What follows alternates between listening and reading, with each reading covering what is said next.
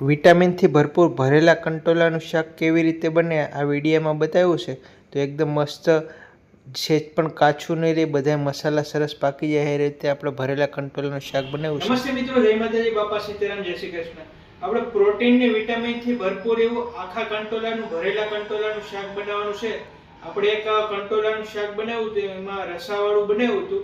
તો બધાએ કીધું કંટોલાના શાકમાં પાણી ના આવે, પણ કંટોલાના શાક ખરેખર 25-30 મિનિટ પાકે ને તો એને ખાવાની મજા આવે. તો આપણે આખા કંટોલા ભાપથી પકાવીને નવી રીતથી શાક બનાવવાનું છે. તો સારું બનાવીએ. કંટોલા લીધા છે એકદમ તાજે તાજા, 250 ગ્રામ 250 ગ્રામ કંટોલા છે. આપણે એને આખા કંટોલાનું બનાવવાનું છે.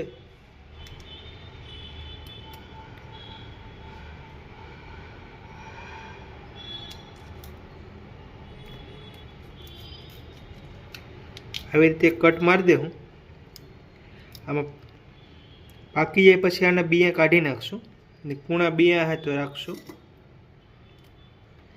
આવી રીતે બધા કંટોલાનું એક કટ મારી દે એટલે વ્યવસ્થિત પાકી જાય. આ શાક પર સેજે કંટોલા કાસા નહીં રહે, અંદર મસાલો સરસ પાકી જાય. તમારે એકદમ નવી રીતથી આપણે શાક બનાવીએ છીએ કંટોલાનું. આવી રીતે તમે કટ મારો એટલે જોઈ લેવાનું, કંટોલા સડી ગયેલી હોય, અંદર હળો હોય તો જોઈ લેવાનું આ કૂણું છે કંટોલું. અને આપણે થોડા આ નાનું ભાતિયું છે, આને ભાફથી પકાઈ જાય મસ્ત.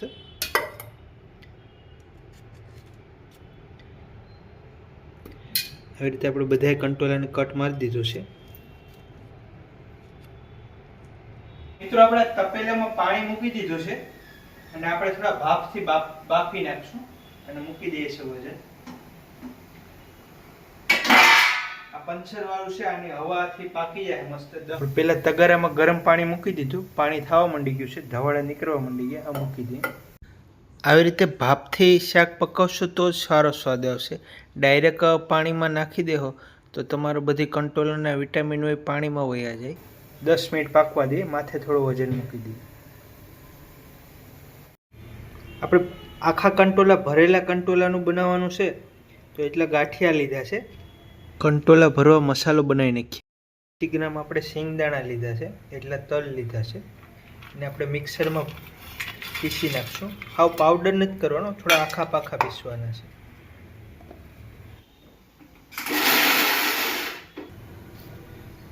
શિંગદાણાને પીસેલા લઈ લઈએ. આવી રીતના પીસવાના, હાવ પાવડર નહીં કરવાનો. આ 4 આપણે તીખા મરચાંનું પેસ્ટ કરી નાખશું. 1 ઇંચ જેવું આદું નાખશું, પેસ્ટ કરી નાખીએ.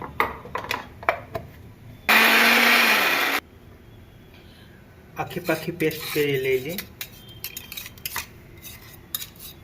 આદુ મરચાંની. લીલા ધાણાને આપણે ડંઠલ હોતા જ કટિંગ કરશું. આ ડંઠલ આપણે મસાલામાં નાખશું. લીલા ધાણા થોડા વધારે નાખવાના. ધાણાનો ડંઠલનો ભાગ લઈ લઈએ.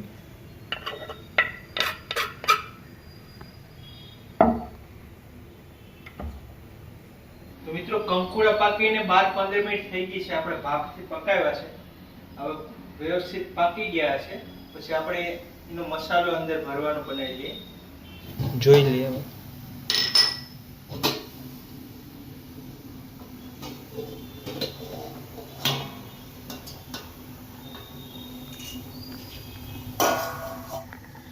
તો આવી રીતે ભાપથી થોડા થોડા પીળા કંકુડા થઈ ગયા છે, પાકી ગયા છે. હવે આ કંકુડાને આપણે ભરવાના હશે, લઈ લઈએ છીએ.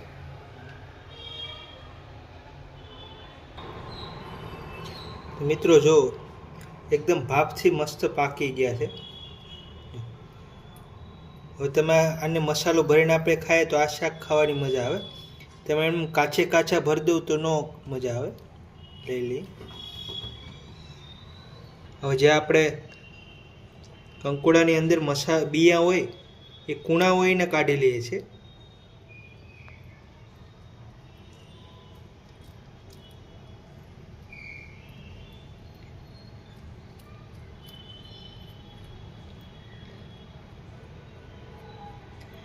આપણે પીસેલા સિંગદાણા લીધા એમાં નાખ. હવે આની અંદર આપણે મસાલો બનાવીશું એ ભરશું. આવી રીતે કાઢી લેવાનું. તો આપણે આવી રીતે આને બિયા કાઢી નાખીએ. અને આપણે બિયાને ફેંકવાના નથી, આપણે જે મસાલો બનાવીએ એમાં જ લેવું. બિયાનો ટેસ્ટ પણ સારો આવે શાકમાં. પ્રોટીન ને વિટામિન આ બિયામાં જ હોય. આની અંદર આપણે આ મસાલો ભરશું. પાકેલા બિયા કાઢીને એવું લાગે વધારે પાકી ગયેલ છે તો એ બિયા નહીં લેવાના. પછી વધારે પાકી ગયેલ હોય તો ખાવાની મજા નહીં આવે. એ આપણે કાઢી દઈએ. એકદમ લાલ ને હાવ પીળા થઈ જાય એ નહીં મજા આવે. કૂણા કૂણા બિયા જ લેવાના. આના બિયા કૂણા છે તો આ લઈ લઈએ આપણે. બિયા કાઢતા હોય તો આ તૂટી ન જાય એનું ધ્યાન રાખવાનું. ને આ બિયા ફરજિયાત કાઢવાના, કારણ કે અંદર જગ્યા થાય તો જ આપણે મસાલો ભરાશે. કંટોલા થોડા મોટી સાઈઝના લેવાના. આવડી મોટી સાઈઝના હે તો શાક ખાવાની મજા આવશે ભરેલાનું.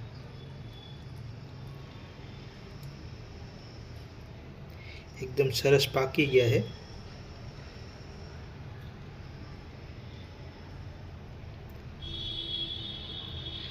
બિયા કાઢવામાં તૂટવા માંડી જાય છે. એવા મસ્ત પાકી ગયા છે. આવું બે લાલ થઈ ગયા હોય એ નહીં લેવાના. આ નહીં નાખવાના, બાકી આ શાકનો સ્વાદ બગાડી નાખશે. અને આમાં કાઢી લઈએ. આવા પાકેલા લાલ બિયા ખાવામાં બહુ કડક હોય. તમે ખાશો શાકમાં તો એક કચડ કચડ બોલે, એટલે આ બી નહીં લેવાના. તો મિત્રો આપણે આ કંટોલાની અંદરથી બિયા કાઢી નાખ્યા છે જો બધાય એટલા. અને જો આ પાકેલા બિયા છે આવા લાલ ને પીળા અને કડક બિયા હોય નહીં લેવાના. નહીં લે. ને જો આ કૂણા બિયા છે, આવી રીતે આ કૂણા બિયા હોય એ પાકી ગયા છે. આ બિયા ખાવાની મજા આવશે. આ બિયા લેવાના. આમાં જે બધી તાકાત હોય આ બિયામાં હોય. તો હવે આપણે આનો મસાલો બનાવી નાખીએ. મિત્રો આપણે આ કંટોલાની અંદર ભરવાનો મસાલો બનાવી દઈએ. અને જે 50% વધશે એનો આપણો ઉપર ગ્રેવી મસાલામાં થઈ જાય. અને આ કંટોલાના શાકમાં આપણે પાણીનો સહેજે ઉપયોગ નથી કરવાનો. અને લસણ ડુંગળીનો નથી કરવાનો. તમારે લસણ ખાવું હોય તો તમે નાખી શકો. 7મ 8મ સ્પેશિયલ આપણે કંટોલા, આખા કંટોલા ભરેલા કંટોલાનું શાક બનાવીએ છીએ. થોડો આપણે ગરમ મસાલો નાખી દઈએ. 1 ચમચ ધાણા જીરું પાવડર નાખી દઈએ. 500 ગ્રામ જેવું શાક બનશે તો આપણે આ 4-5 ગ્રામ જેવું નમક નાખીએ. આનાથી વધારે નહીં નાખીએ. થોડું નમક આપણે વઘારમાં આવશું ત્યારે નાખશું. 1 ચમચ હળદર પાવડર. થોડું આપણે લાલ મરચું તીખું નાખીએ. થોડું આપણે કાશ્મીરી મરચું નાખીએ. થોડો કલર આવશે. એટલો લીંબુનો રસ નાખી દઈએ. બધા મસાલા આપણે મિક્સ કરી દઈએ. થોડો કંટોલા બધી વસ્તુમાં પાણીનો ભાગ હોય અને સિંગ દાણા ગાંઠિયામાં તેલનો ભાગ હોય, એટલે આપણે કંઈ નાખવું નહીં પડે.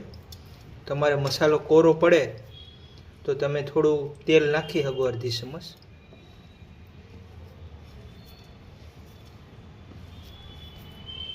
ત્યાં ભરેલા કંટોલાનો મસાલો બને છે. મસાલો બની જાય પછી તમે ટેસ્ટ કરી શકો. તમારે તીખાશ, ખટાશ, નમક ઓછું હોય તો વધારી શકો. તો મસાલો એકદમ ટેસ્ટફુલ મસ્ત બન્યો છે. આપણે ટેસ્ટ કરી લીધો. હવે આપણે કંટોલા ભરવા માંડીએ.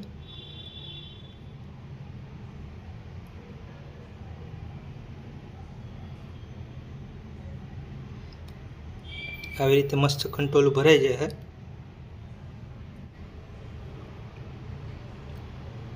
જેમ જોઈએ એમ નાના કંટોલા હોય તો એ પ્રમાણે મસાલો ભરી દેવાનો.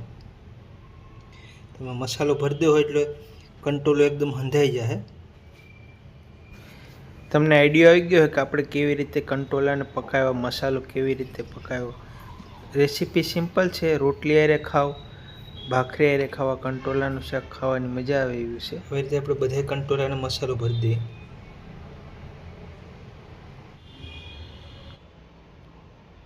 બધા કંટોલા ભરી દીધા છે. એટલો મસાલો વધ્યો છે આપણે ઉપરથી શાકમાં. આ રીતે બધા મસ્ત ભરાઈ ગયા છે. એટલો મસાલો આપણે ઉપર શાકની ઉપર ઘરની તૈયારી કરી દઈએ છે. અને કંટોલા આપણે એક જોતા ગુણકારી છે પણ થોડી વાયડી જાતે કહેવાય, એટલે આપણે આને ભરપૂર બફાઈને પકાવી દીધા છે. અને હવે તમે આને 24 કલાક ખાવ તો સારા લાગશે એવા મસ્ત બની ગયા છે. અને આપણે ઘરની તૈયારી કરી દઈએ. આવી રીતે ભાપથી પકાવીને બનાવજો, મસ્ત શાક બનશે. આમાં થોડું તેલનું પ્રમાણ વધારે રાખશું. 50-60 ગ્રામ જેવું તેલ લીધું છે. હિંગ, વઘારના મરચાં, જીરું અને મીઠું લીમડો લીધો છે.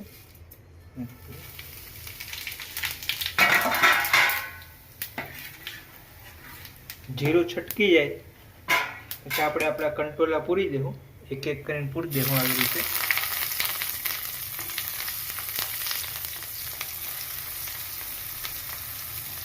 પૂરવામાં ઉતાવળ નહીં કરવાની, બાકી છૂટા પડીએ 7-8 પૂરતી.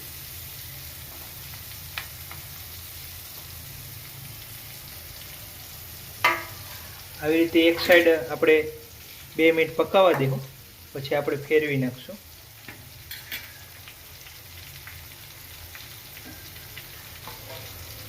બે મિનિટ ચેક કરી દઈએ. ગેસ ધીમો રાખવાનો. ફાસ હશે તો નીચે તળિયે બળી પણ જાય મસાલા. ફેરવી નાખવાના એક એક કરીને.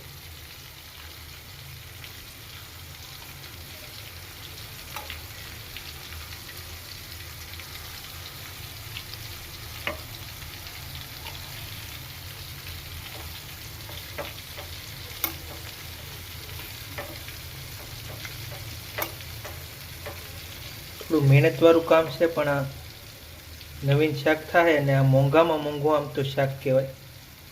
કંટોલાનો ભાવ બહુ હોય અને આનો ટેસ્ટ એવો હોય કે તમારે પંજાબી શાક એ ટૂંકા પડે. મારું તો ફેવરેટ કંટોલાનું શાક છે. અમે બે ઘણી રીતથી બનાવીએ છીએ. અત્યારે ગેસ ધીમો રાખવાનો, ઢાંકી દઈએ.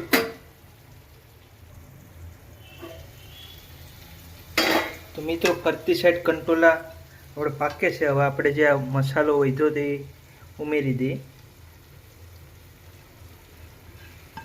થોડો આપણે ઉપરથી મસાલો લાગે એના માટે થોડો કાશ્મીરી મરચું નાખીએ છીએ. આનાથી એકદમ મસાલેદાર કંટોલા લાગશે.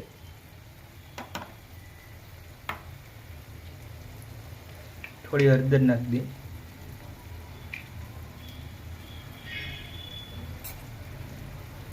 થોડું ધાણા જીરું પાવડર,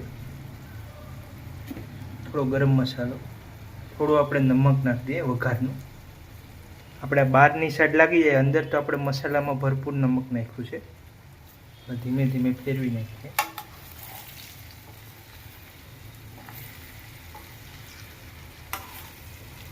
અમુક વધારે કંટોલા પાકી ગયા હોય, છૂટા પડી જાય છે.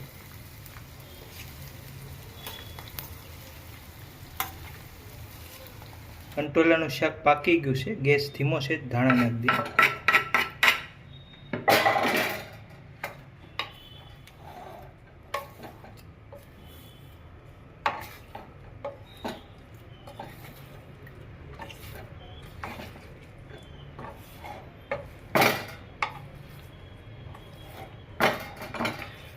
ખુલ્લા ન પડી જાય એવી રીતે ફેરવવાના.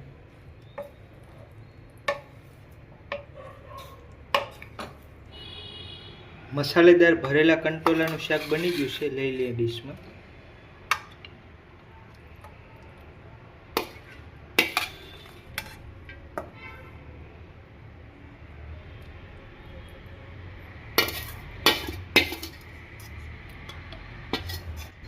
તો મિત્રો આવી રીતે ભાપથી કંટોલા પકાવીને ભરેલા કંટોલાનું શાક બનાવજો. મસ્ત બને છે.